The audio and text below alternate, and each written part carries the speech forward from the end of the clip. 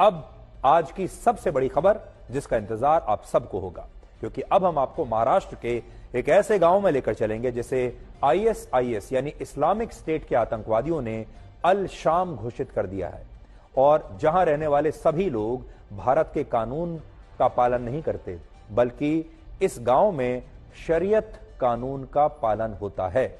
और आईएसआईएस के लिए भारत का यह गांव एक लिबरेटेड जोन था, यानी एक आजाद क्षेत्र था। लिबरेटेड जोन का मतलब उस क्षेत्र से है जो भारत से आजाद होकर इस्लामिक स्टेट का हिस्सा बन गया है, और जिसे कट्टरपंथी अल शाम यानी ग्रेटर सीरिया का एक आजाद क्षेत्र मानते थे। ये जो जगह आप देख रहे हैं, आपको लगेगा तो ऐसा ही कि भारत का कोई हिस्सा है, भारत का कोई महाराष्ट्र का एक कोई छोटा गांव है, लेकिन असल में ये आतंकवादी इसे ग्रेटर सीरिया का आजाद क्षेत्र मानते थे। सोचिए कितनी खतरनाक बात है कि भारत के एक गांव को इस्लामिक स्टेट ने सीरिया घोषित करके वहां पर शरीयत कानून को लागू करवा दिया, लेकिन इस देश के लोगों को, सरकार को, एजेंसीज को इसकी भनक तक नहीं लगी। इस बात का खुलासा तब हुआ जब 9 और 10 दिसंबर को एनआईए ने महाराष्ट्र और कर्नाटक में अलग अलग 44 ठिकानों पर छापे मारे, और इस दौरान सबसे बड़ी रेड थाने जिले के इसी बोरीवली गांव में हुई।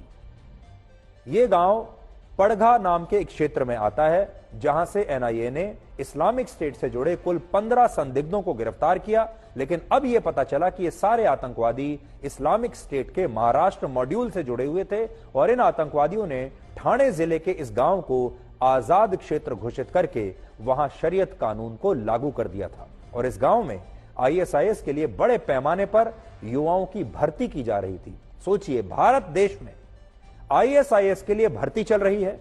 भारत देश में आईएसआईएस के आतंकवादियों ने पूरे गांव पर कब्जा कर रखा है।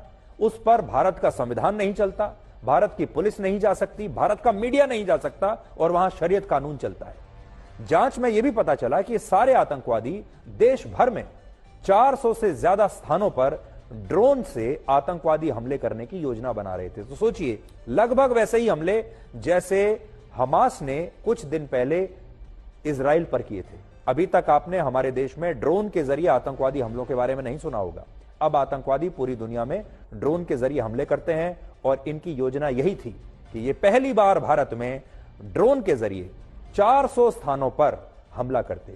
अब देखिए, हम पहले दिन से आपको ये बात बता रहे हैं कि हमास ने जो इजराइल पर किया, अलग अलग जगहों पर उन्होंने हवाई हमले किए, जमीन के रास्ते पर हमले किए। अगर यही कभी भारत में हुआ तो क्या होगा? और यह योजना भारत में बन रही थी, और ये भारत में आतंकवादी संगठन हमास को लेकर भी ये आतंकवादी युवाओं का ब्रेन वॉश कर रहे थे।